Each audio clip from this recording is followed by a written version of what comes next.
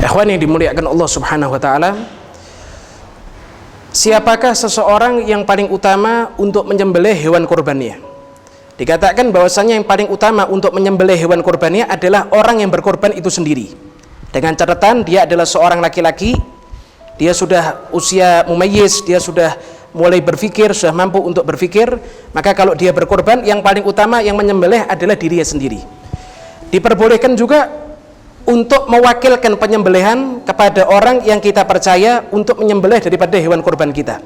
Perlu diperhatikan, kalau kita menyewa tukang jagal, kalau kita menyewa tukang orang yang menyembelih, maka disyaratkan ketika itu adanya pentaukilan, mewakilkan niat, kalau ini adalah kurban saya, maka bagi orang yang menyembelih atau tukang jagal tersebut, ketika dia menyembelih, dia niatkan hewan ternak tersebut adalah milik fulan.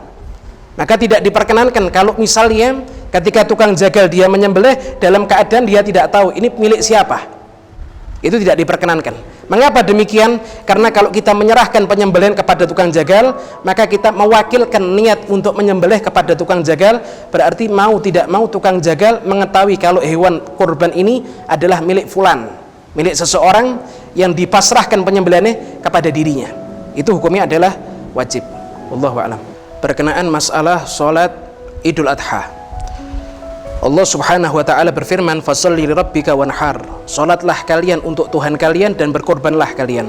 Para ulama mereka sepakat bahwasanya sholat sunnah Idul Adha adalah sholat sunnah yang lebih utama daripada sholat sunnah Idul Fitri. Mengapa demikian? Karena perintah melaksanakan sholat sunnah Idul Adha, perintahnya langsung bersumber daripada Allah Subhanahu wa ta'ala, diperintahkan langsung di dalam Al-Quranul Karim.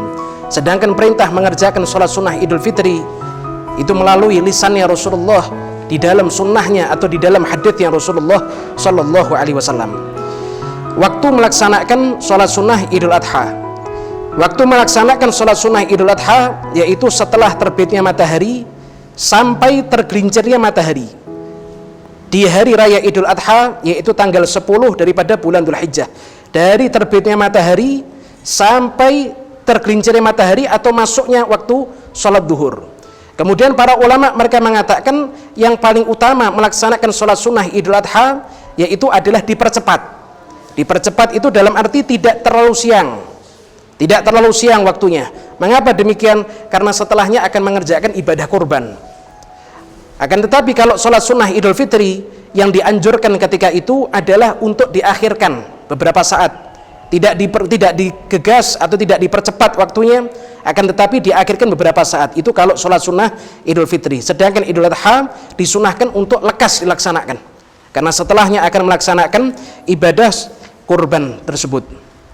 Kemudian ikhwan yang dimuliakan Allah Subhanahu wa ta'ala, ketika seseorang dia sudah masuk di malam hari daripada hari raya Idul Adha, maka malam tersebut adalah malam ijabatul doa.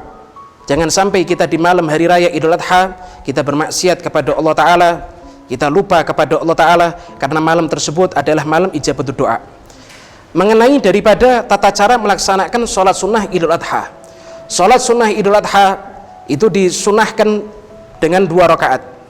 Setiap daripada 2 rakaat, di rakaat pertama kita bertakbir di dalam sholat tersebut. Rakaat pertama sebanyak 7 kali takbir.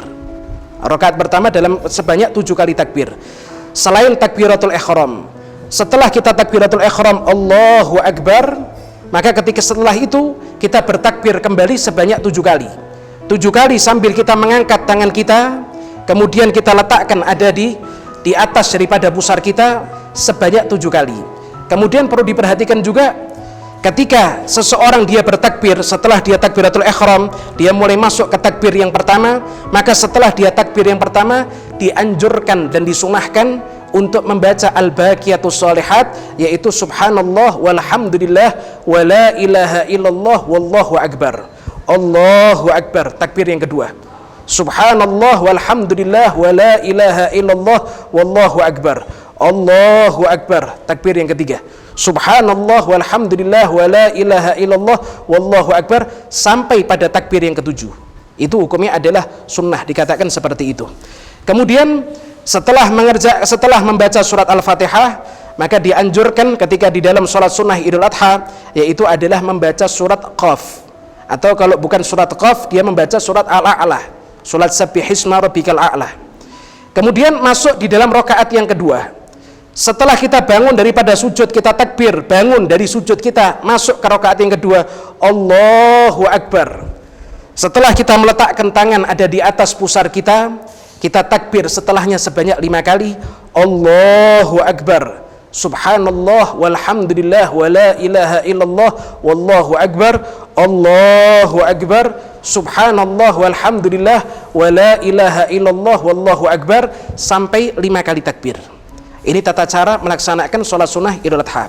Setelah dia membaca surat Al-Fatihah di rakaat kedua, setelah dia membaca surat Al-Fatihah, maka disunahkan untuk membaca surat Iqtarabatis Sa'ah, atau membaca surat Al-Ghasyiyah, Hal Atakal Hadithul Ghasyiyah. Iya. Dia laksanakan 2 rakaat, setelah dia 2 rakaat salam, kemudian disunahkan adanya khutbah. Disunahkan adanya khutbah. Disunahkan adanya khutbah ini kalau kita sholat berjamaah ada minimal 3 orang. Tapi kalau kita sholat Idul Adha dalam keadaan tidak berjamaah, dan itu tidak masalah, karena berjamaah di dalam sholat sunnah id itu hukumnya adalah sunnah. Kalau kita kerjakan dalam keadaan munfarid, dalam keadaan sendiri, maka tidak dianjurkan setelahnya untuk berkhutbah. Ya, tapi kalau sudah lebih dari 3 orang, maka disunahkan adanya khutbah setelah sholat.